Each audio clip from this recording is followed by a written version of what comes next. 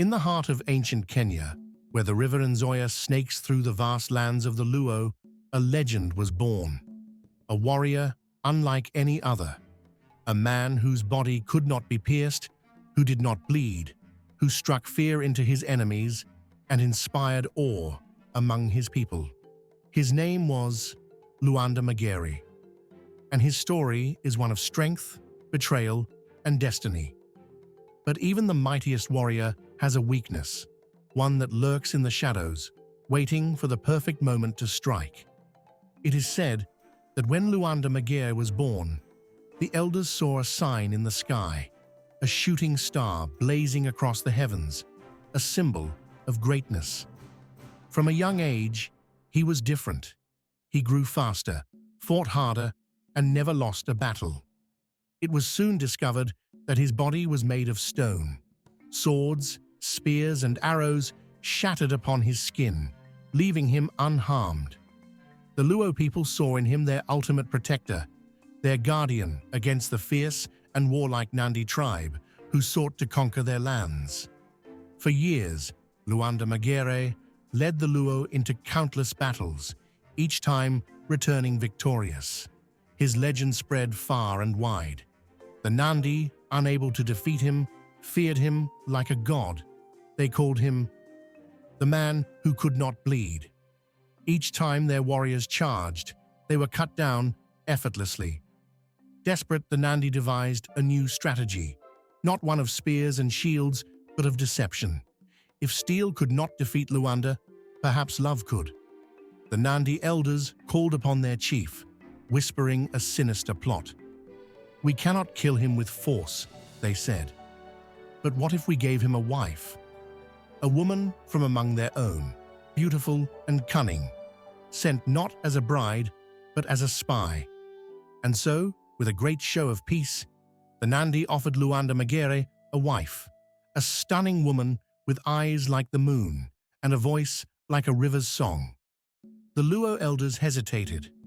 How could they trust their enemies? But Luanda, proud and unshaken, accepted.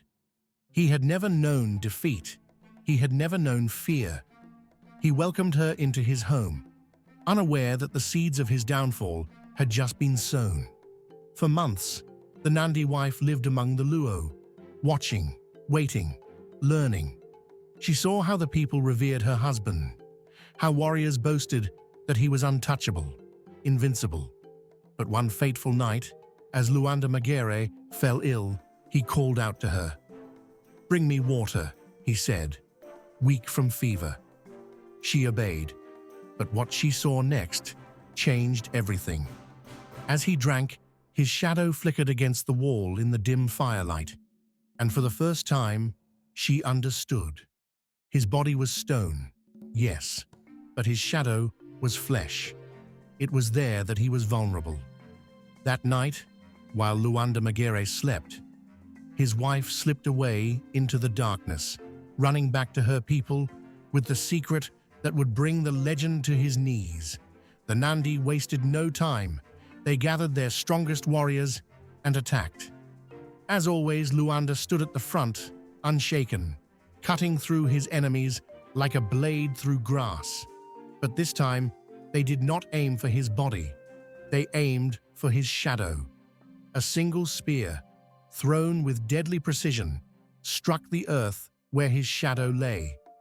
Luanda gasped, staggering back, his strength draining as if life itself had been ripped from him. The mighty warrior, the invincible god of war, had finally been wounded. The Luo watched in horror as their champion fell. The ground trembled as he took his final breath, and with his last ounce of strength, he whispered to his people, "Do not weep.